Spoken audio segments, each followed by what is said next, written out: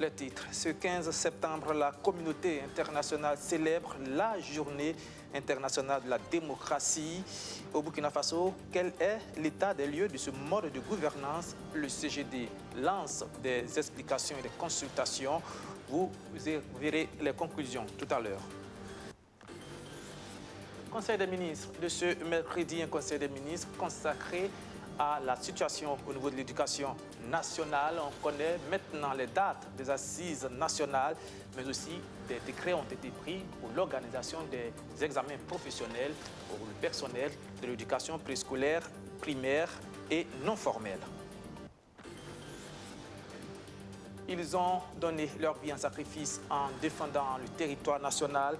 Les militaires tombés au front, eh bien, les orphelins qu'ils ont laissés peuvent aller à l'école tranquillement cette année. 300 d'entre eux seront pris en charge par le programme GoPaga. De quoi s'agit-il? Les réponses dans ce journal. Et puis, les infrastructures du 11 décembre, construites en 2008 à Fada Ngoma, présentent un visage beaucoup plus triste maintenant. Vous allez le voir, ce sont des bâtiments complètement délabrés, laissés à l'abandon que nos reporters sont allés visiter. Tous les détails tout à l'heure. Voilà pour le sommaire. Bonsoir, bienvenue. Les choses se précisent un peu plus sur l'organisation très attendue des assises de l'éducation nationale. On connaît depuis ce mercredi les dates de ce rendez-vous ô combien important pour tous les acteurs de ce secteur. Ce sera donc du 18 au 20 novembre prochain. Mais avant, il y aura l'étape des assises régionales prévue, elle, du 13 au 15 octobre prochain. Information donnée par le ministre de la Communication, porte-parole du gouvernement, au terme du Conseil des ministres de ce 15 septembre.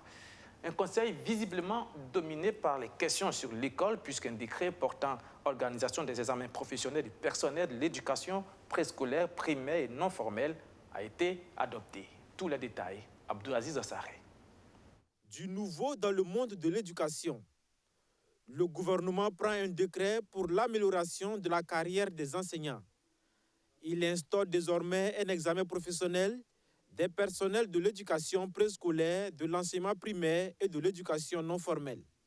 C'était l'un des points de revendication de la coordination nationale des syndicats de l'éducation.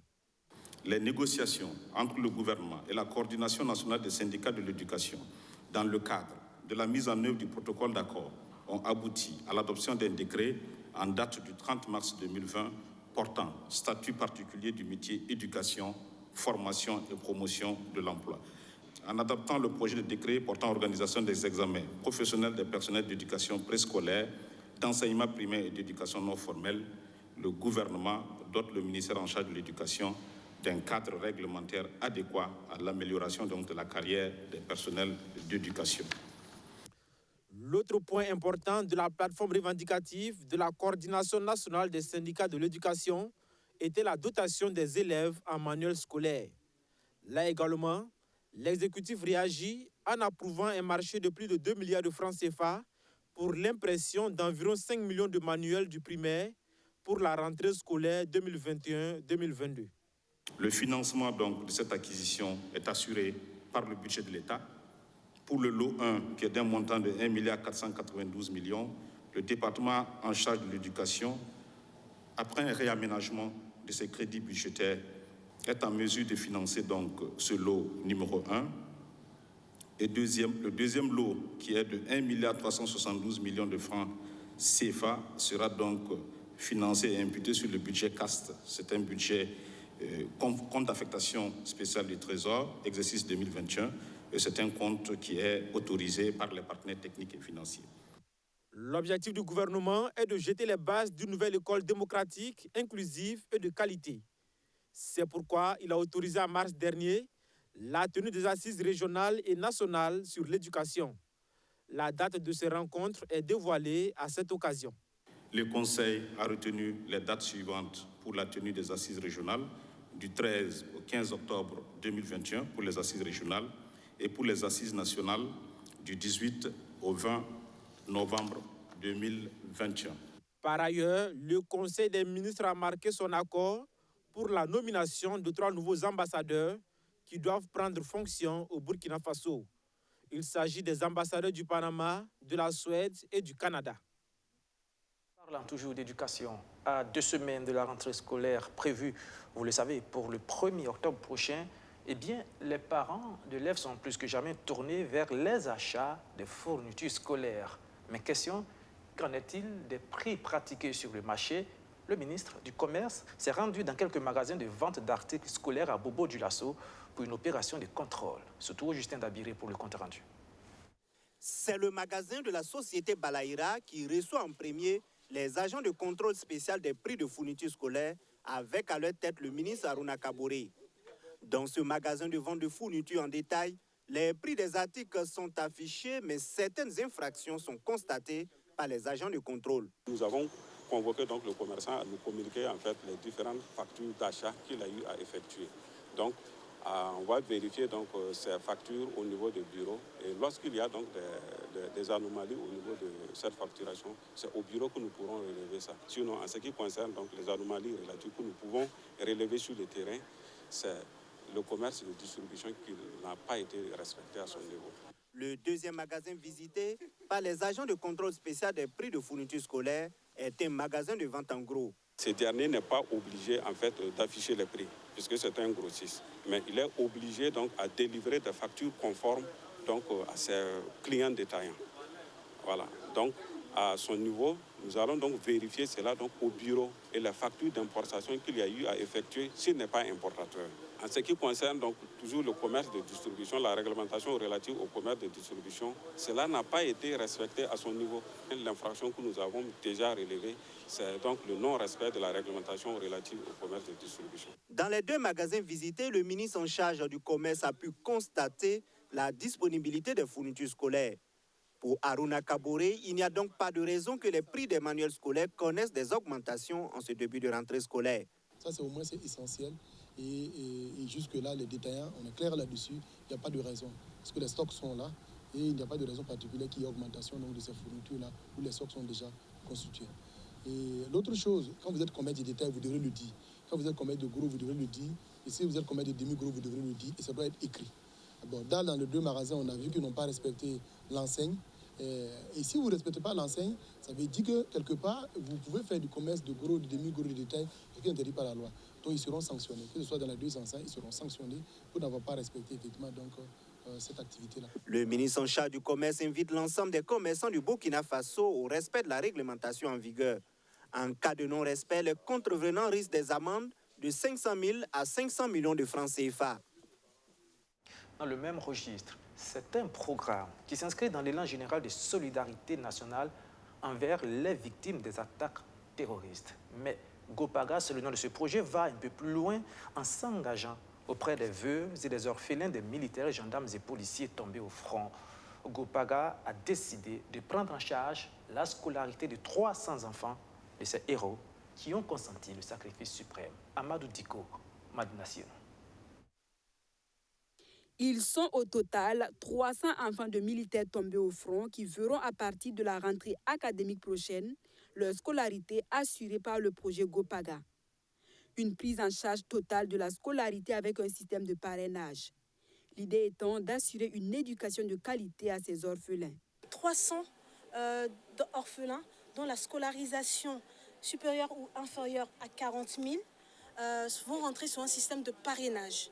Et ce système de parrainage et le reste, au fait, seront accompagnés, auront une enveloppe financière pour la participation. L'objectif, c'est pouvoir suivre ces enfants sur un cycle.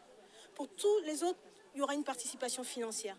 Et on verra par la suite comment on fait pour le dupliquer à tout le monde. Le projet Gopaga a également mis en place un dispositif pour accompagner les veuves des militaires tombés au front. Cette initiative devra leur permettre d'avoir une autonomisation financière. Loretta Ilboudo est l'une des bénéficiaires. Elle dit avoir reçu une formation en informatique et aujourd'hui, elle est placée dans une structure pour un renforcement de compétences. L'accompagnement s'est fait d'abord par une formation en informatique. Donc, j'ai été formée en informatique, Word, Excel, PowerPoint. Et puis après, ils m'ont placée dans une entreprise en tant que stagiaire gestionnaire de projet. Ce projet d'insertion économique des veuves et des enfants des soldats tombés au front pour la nation Gopaga entend élargir son dispositif d'accompagnement pour soutenir et redonner confiance à toutes ces familles endeuillées. Autre chose, je vous le disais en titre, ce 15 septembre, la communauté internationale célèbre la Journée internationale de la démocratie, un modèle de gouvernance en pleine crise selon plusieurs observateurs. Mais comment se porte-t-elle au Burkina Faso? Le CGD initie des réflexions sur le sujet dans un contexte de crise sécuritaire et ses relents communautaires avec ses conséquences sur la cohésion sociale qu'on connaît. Luc Pabelgem. C'est autour de la cohésion sociale et de la réconciliation nationale qu'a célébré la Journée internationale de la démocratie au Burkina Faso. Le CGD, le Centre pour la gouvernance démocratique, de tandem avec le PNUD, ont choisi d'échanger sur les rôles de la justice, des femmes et des jeunes dans une démocratie qui serait incomplète sans cohésion sociale et réconciliation nationale. Ce n'est un secret pour personne, le Burkina a mal à sa justice. À telle enseigne que des justices alternatives et quelquefois sauvages s'invitent dans notre vivre ensemble. On est en train d'aller vers la loi du talion, où c'est l'œil pour œil et dent pour dent, et ce n'est pas Bouroum Bouroum qui dira le contraire. Mais Bouroum Bouroum n'est que le dernier avatar de notre façon de nous faire justice. Pendant l'insurrection, on a vu aussi comment les gens se rendaient justice. Même à Ouaga, ici, il suffit que vous voliez un poulet et on va vous lyncher publiquement à Ouaga, c'est pas Bouroum Bouroum. Donc, les Nations Unies ont rappelé les manquements de respect des droits humains à la faveur de cette 14e journée internationale de la démocratie. Dans un contexte d'insécurité de pandémie de Covid-19, le secrétaire général des Nations Unies revient sur la nécessité de respecter les droits de l'homme, des minorités et des libertés individuelles. Le message de Antonio Guterres est lu par le représentant résident du PNUD au Burkina Faso. Le fait de réduire au silence les femmes, les minorités religieuses et ethniques, les peuples autochtones, les personnes en situation de handicap, les défenseurs et défenseuses des droits humains et les journalistes entravent la création des sociétés florissantes. La démocratie ne peut tout simplement pas survivre et encore moins s'épanouir en l'absence d'espace civique. Pour protéger la démocratie, il faut aussi mettre fin progressivement aux pouvoirs exceptionnels et autres mesures d'urgence au fur et à mesure que la situation sanitaire s'améliore. Instituée en 2008, la Journée internationale de la démocratie est célébrée chaque 15 septembre. À l'occasion, le secrétaire général des Nations Unies livre un message en faveur de la promotion de la démocratie dans le monde entier. Et voici peut-être l'un des signes du dynamisme de la démocratie burkinabé vu sous l'angle purement politique. Les alliances entre partis politiques, phénomène très en vogue en ce moment. Dernier acte en date, la fusion de l'UPR dans le parti au pouvoir, le MPP. Archimède Boy.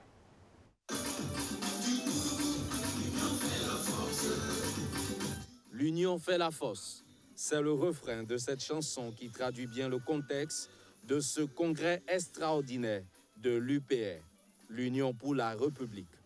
Tenu à Dédougou, dans la boucle du Moun, ce congrès consacre désormais la dissolution du parti et sa fusion au MPP, Mouvement du Peuple pour le Progrès.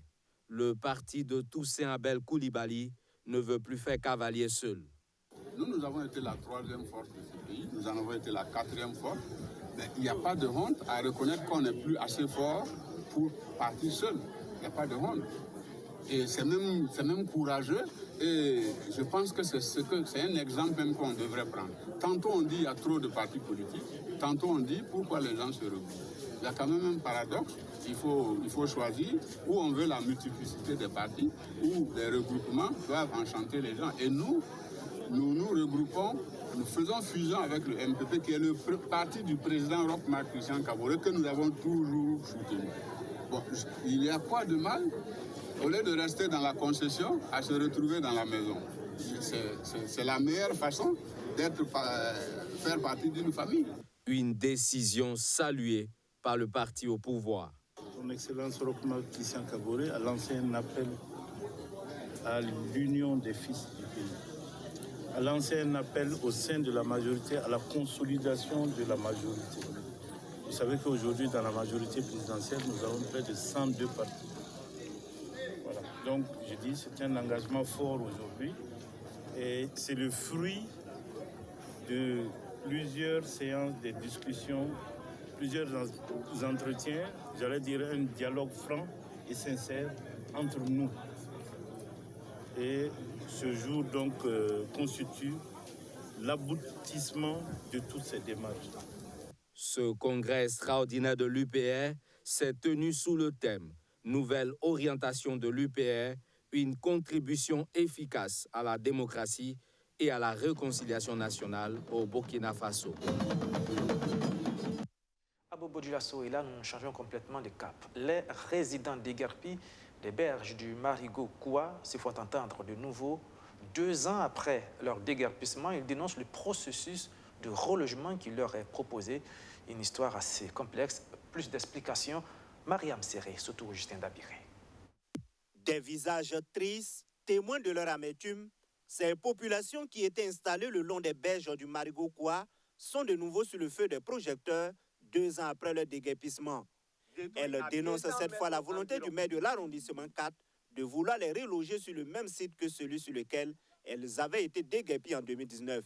De 2 ans après notre déguerpissement sauvage, sans que nous ne soyons recensés ni dédommagés, nous sommes toujours dans l'attente des solutions. À notre grande surprise, le 31 août 2021, dans une publication du média en ligne bobolais ouestinfo.net, le maire Bakone Milogo dit faire des pieds et des mains pour trouver une solution à notre relogement. Dans la même veine, il dit avoir monté des dossiers qu'il a fait remonter au ministère en charge de l'habitat en vue de pouvoir reloger les personnes déguerpies sur le même site, mais en le recadrant dans la mesure du possible. Les résidents du secteur 32 disent avoir pour preuve que le terrain sur lequel ils ont été déguerpis en 2019 est bâti sur une superficie d'environ 14 hectares. Selon eux, le constat d'un huissier de justice aurait montré que des bornes sont à 40 mètres du Marigot. Par contre, des maisons ont été détruites à 200 mètres environ. Nous pensons que nous avions été injustement déguerpis car la loi dit que le périmètre de sécurité est de 50 mètres environ. En plus, les habitats sont toujours intacts sur le même alignement de la zone déguerpie et même le côté du 24 qui n'a pas été touché jusque-là. Une situation qui agace Dafrassin Sanou et ses camarades. Ils interpellent les autorités du pays à se pencher sur le sort. Donc aujourd'hui, nous on veut saisir le ministre de l'Habitat et le ministre en question de la réconciliation. Parce que si on parle de la réconciliation, il y a d'autres Burkinabés qui dorment dehors et d'autres Burkinabés qui dorment dans la maison où on doit parler de la réconciliation. Moi, je pense que ça ne peut pas réconcilier. Nous souffrons énormément. Moi-même, je suis malade. Mes enfants me demandent d'aller me consulter, mais je refuse parce que je ne pourrais pas payer les loyers et les ordonnances en même temps. J'ai jusqu'à 9 enfants qui sont tous des élèves. Le propriétaire de la maison vient de m'informer que d'ici janvier, mon loyer passera à 50 000 francs. Comment vais-je faire? Tout ça, c'est la faute du maire. Les membres de l'association Guiguia du secteur 32 de Bobo Dioulasso disent espérer la fin de leur calvaire pour bientôt. Si rien n'est fait et qu'une solution adéquate n'est pas trouvée à leurs problèmes dans les jours à venir, ils envisagent d'utiliser, disent-ils, d'autres moyens pour se faire entendre. Venons maintenant à ce document consacré aux infrastructures réalisées dans le cadre de la célébration du 11 décembre à Fadangoma, ou disons tout simplement ce qu'il en reste. Construit en 2008, cité des forces vives, pied-à-terre du président ou encore stade de football nous offre aujourd'hui un spectacle assez triste. Reportage Moussa Nyonli, Amadou Diko, Archimède Boy. Ce bâtiment sans toiture est la résidence du président du Faso à Fadangouma. Il y a de cela quelques années, cette infrastructure faisait la fierté des Fadalais. Mais aujourd'hui, la réalité est tout autre. Après avoir été incendié et saccagé en 2014 par des insurgés, le pied-à-terre du président est devenu un lieu de pâturage. Je ne suis pas contente de voir ce bâtiment détruit comme cela, parce qu'ils ont tout gâté. Ce n'est pas bon de faire. Je veux qu'on répare, mais ce n'est pas possible. Même si on répare, ils ne sont pas contents, parce qu'ils ont tout gâté. Le château même le château est tombé. Si le château était là, moi je regarde mes moutons, je pouvais boire l'eau. Outre cette réalisation, de nombreux autres, comme les logements de la Cité des Forces Vives et le terrain de football de la ville, sont dans un état critique. Une situation qui constitue, en plus de l'insécurité dans la zone, un véritable handicap au développement de la cité de Yandabri. Il y a déjà des logements qui sont délabrés, il n'y a plus de plafond, c'est fissuré un peu partout, c'est pas joli à voir quoi. Mais je pense que si c'était bien bâti, à l'heure là, ça pouvait toujours bien tenir. Vu le stade du Stade, vraiment on ne peut pas... C'est très difficile de pratiquer du sport ici. Voilà, et surtout quand il pleut, l'état du terrain est très très lamentable. On trouve ça et là des creux, beaucoup d'herbes, des flaques d'eau, un peu partout, ce qui rend vraiment la pratique du sport très, très difficile. La ville de Fada a accueilli la première célébration tournante du 11 décembre dans les régions. Plus d'une décennie après, il faut penser à la réhabilitation de ces infrastructures. Les premiers essais, du moins, par exemple, dans la région de l'Est, à Fada et Ngourma ici, bon, nous voyons que vraiment il y a beaucoup de trucs qu'on doit revoir. Les locaux, on voit, nous-mêmes, nous ne sommes pas des ingénieurs, mais nous trouvons que vraiment il y a des insuffisances. Il faut améliorer le stade. Il faut l'améliorer parce que à l'heure actuelle, il ne permet pas vraiment d'abriter donc des grandes activités sportives. Donc il faut impérativement continuer et y mettre d'autres installations pour que tous les sports soient pratiqués et permettre de voir comment ce stade peut aussi générer des ressources. 6 milliards de francs CFA, c'est la somme qui avait été injectée par l'État pour la réalisation de ces ouvrages.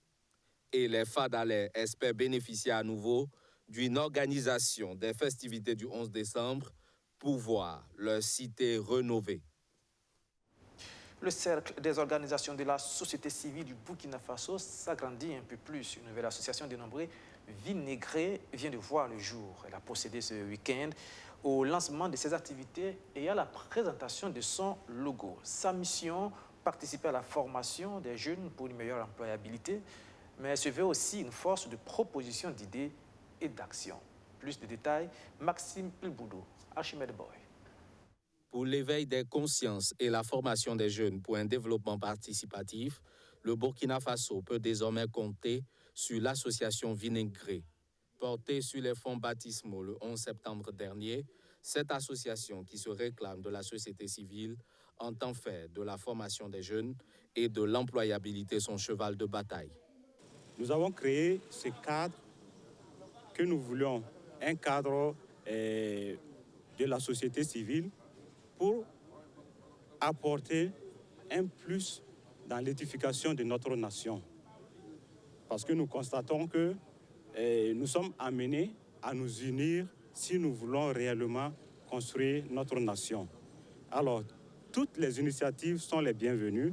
Voilà pourquoi d'ores et déjà, nous avons entrepris de mettre en œuvre cette association. La solidarité, le savoir et l'espoir sont entre autres les valeurs qui caractérisent cette nouvelle association. Elle se veut aussi une force de proposition d'idées et d'action pour accompagner les autorités publiques dans leur quête du développement. Le logo est symbolisé par un homme et une femme se tenant la main en guise de solidarité. En bas se trouve un document, un livre, qui est le symbole du savoir et de la nécessité de se cultiver pour affronter les défis futurs. Alors, à côté, vous avez un épi de mil et un épi de sorgho qui symbolise l'économie, l'agriculture qui est un secteur de l'économie. Et tout cela inscrit dans la carte du Burkina Faso avec un fond, au fond, les rayons du soleil qui donnent l'espoir, qui donnent la lumière. Comme dit l'association Vénéré, ça veut dire qu'il y a quelque chose qui est caché et on a envie de faire jaillir de nouvelles idées. Le ministre en charge de la jeunesse et le maire de la ville de Ouagadougou saluent la démarche de l'association Vinaigré qui est de rassembler les différentes couches sociales en vue de mutualiser les efforts pour un développement axé sur les valeurs du pays. Pour porter le développement dans une ville comme Ouagadougou, il faut compter avec la participation citoyenne. Et à chaque fois que des citoyens, des hommes et des femmes, se retrouvent pour se mettre ensemble et porter des projets, nous ne pouvons qu'être satisfaits.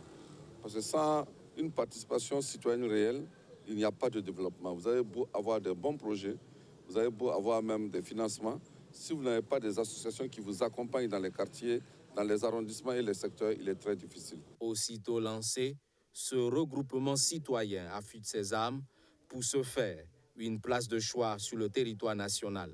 À ce jour, elle compte une centaine de membres, selon son président. Et nous ouvrons le chapitre agriculture de ce journal avec cette initiative du CORAF, une formation sur l'homologation des variétés de semences, un atelier qui a rassemblé les 23 pays membres du Conseil ouest et centrafricain pour le développement agricole. Alexis Belemnaba nous en dit plus. Le taux d'adoption et d'utilisation des semences de qualité en Afrique est de 25% des surfaces cultivées selon une étude du Fonds alimentaire mondial et CORAF de 2018. Un taux qui reste faible par rapport au reste du monde. Pourtant, les bonnes semences constituent des éléments essentiels pour la promotion de la productivité agricole, la nutrition et la résilience des agriculteurs. Ainsi, les 23 pays membres du CORAF, le Conseil ouest et centrafricain pour le développement agricole et leurs partenaires sont réunis en atelier. L'objectif est d'outiller les sélectionneurs et les comités nationaux des semences afin d'améliorer le catalogue régional des espèces et des variétés végétales. Il y a un certain nombre d'aspects techniques qu'il faut maîtriser. Et les acteurs de semences, les chercheurs, les sélectionneurs et leurs partenaires d'homologation, à un moment donné, ont exprimé un besoin que leurs capacités soient renforcées afin de mieux produire des semences de qualité. Des variétés qu'on appelle comme Calais, Bondofa et Waris, ce n'est que ces produits de l'Institut ici, l'INRA. Pour le directeur de l'Institut de l'environnement et de recherche agricole du Burkina, la bonne semence contribue pour 40% à la production agricole du Burkina Faso. L'initiative du CORAF est ainsi saluée car elle permettra d'inscrire à nouveau les techniques et procédures d'homologation au catalogue et de nouvelles variétés végétales. Nous sommes en tout cas très contents de pouvoir participer à faire avancer la production semencière dans nos cultures parce que les semences représentent quelque chose de très important pour la productivité agricole. La bonne semence contribue pour 40% pour la productivité agricole. Le Burkina Faso fait partie des pays qui mettent en œuvre la politique semencière de règlement harmonisé de la CEDEAO. Le secrétaire du ministère en charge de l'agriculture se réjouit de la tenue de cet atelier qui permettra de créer les conditions favorables à l'émergence de l'industrie semencière forte, capable d'assurer un approvisionnement régulier en semences de qualité et en quantité. Nous attendons que ces procédures-là soient bien maîtrisées, que les agents appliquent l'ensemble dans toute sa rigueur, l'ensemble des principes d'homologation pour nous permettre à la sortie de disposer de semences de qualité pour permettre à notre agriculture d'avoir un niveau de productivité qui nous permette de transformer notre agriculture de façon structurelle. L'agriculture ouest et centrafricaine, bien que disposant des potentialités, est confrontée à un certain nombre de défis. Durant 5 jours, le CORAF créera les conditions essentielles pour booster la productivité agricole et réaliser les objectifs de sa transformation. Les chercheurs burkinabés dans le domaine agricole disposent maintenant d'une vitrine pour présenter les résultats de leurs recherches. Un site de 52 hectares sur le site du pôle de croissance de Bagripol. C'est un projet piloté par l'Agence nationale de valorisation des résultats de la recherche et des innovations dénommée ANVAR. Visite des lieux à Chumedboy. L'équipe de ANVAR, Agence nationale de valorisation des résultats de la recherche et des innovations, visite ses réalisations sur le site du pôle de croissance de Bagré. Du sésame, du soja, du riz, plusieurs variétés à haut rendement développées sur 52 hectares, servant de vitrine vivante des performances des chercheurs burkinabés. Des produits que ANVAR veut mettre à la disposition des jeunes désireux de s'investir dans l'agrobusiness. L'idée est qu'au lieu que ce soit une vitrine juste pour venir regarder, on va prendre des jeunes qui veulent s'investir dans l'agriculture pour en faire leur business, les accompagner jusqu'à ce qu'ils acquièrent la maîtrise pour pouvoir s'installer à leur compte en termes d'agro-businessmen, des vrais cette fois-ci, qui puissent produire rentable. Et donc ça fera tache d'huile. Eux aussi, ils vont former, donc c'est vraiment en cascade.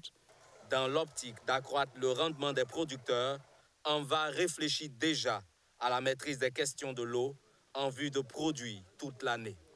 Le manioc ou la patate à chair orange, qui peut vous faire un chiffre d'affaires de 8 millions à l'hectare, et vous allez produire, par exemple, la patate à chair orange. Tous les 3 mois, vous récoltez. Donc sur un hectare, 8 par 3, ça fait 24 millions à l'hectare. Donc, mais il faut suivre l'itinéraire technique. Et donc, il faut des équipements. Par exemple, vous avez vu le tracteur qu'on a, c'est embourbé.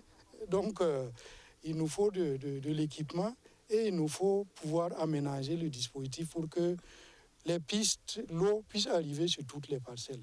Par ailleurs, ANVAR ambitionne dans un futur proche faire de cet espace un outil pour former les étudiants et les producteurs dans la dynamique des bonnes pratiques culturelles. Allez, un peu de culture pour terminer. La structure Viva Innova lance son projet d'incubation numérique dans la filière musicale dénommé Innovartist. C'est un projet qui vise à amener les artistes burkinabés à utiliser les instruments numériques et digitaux afin de leur permettre de générer beaucoup plus de revenus dans l'environnement numérique musical. Le récit de Madina Sieno. C'est un projet qui veut mettre en lumière les acteurs des arts de la scène, notamment de la musique. Le projet Innovartist, dans son volet intégration du numérique dans la promotion des œuvres musicales, veut donner la chance à 60 acteurs musicaux. Nous lançons officiellement le projet Innovartist, qui est un programme d'accompagnement et qui va bénéficier de 60 acteurs de la filière musique, notamment les auteurs-compositeurs, les artistes interprètes. Nous avons les managers, les distributeurs, que nous allons les accompagner à travers un paquet d'activités suivant 3 principales composantes, notamment le renforcement des capacités. Nous avons également l'intégration du numérique et aussi terminé par la collaboration qui va permettre aux acteurs d'écrire des projets innovants et de mobiliser des ressources complémentaires. Les bénéficiaires du projet, venus principalement des régions du Burkina Faso, voient en cette initiative une opportunité de booster leur carrière. Moi, personnellement, ça me convient. Voilà, ça convient à mes attentes. Et si, bon, je sais que sur la scène comme ça, on ne me connaît pas en tant que tel d'abord. Bon, c'est au vu du manque de ce genre d'initiative-là que voilà, je m'étais retiré un peu. Et je vois que c'est une très bonne aubaine pour moi pour me lancer maintenant. Le projet Innovartist est né du constat que les artistes burkinabés sont peu formés dans l'utilisation du digital selon ses promoteurs. Ils entendent donc rattraper le retard accusé dans la digitalisation dans ce secteur. Ici, le pari, comme vous l'avez dit, déjà avoir des stars, ça veut dire qu'avoir des produits de qualité et percer le marché international. Deuxièmement, le pari qu'il faut tenir, c'est que nous avons un partenaire qui nous accompagne, l'Union européenne. Il faut que les produits soient à la hauteur de nos attentes et des attentes du partenaire. Et pour le public, c'est que nous attendons quand même, vous l'avez dit, tantôt, la question de la qualité n'est pas négociable si nous voulons aller sur le marché international. D'une durée de 12 mois, le projet Innovartist à terme permettra d'élaborer des stratégies d'accompagnement des artistes retenus afin de positionner les meilleurs sur le marché international. Le projet est porté par l'entreprise Viva Innova et est cofinancé par l'Union européenne et le Fonds de développement culturel et touristique. Voilà, et c'est ici que prend fin ce journal. Merci de l'avoir suivi. On se donne rendez-vous demain à la même heure, à 19h30, si Dieu le veut. Bonsoir et au revoir.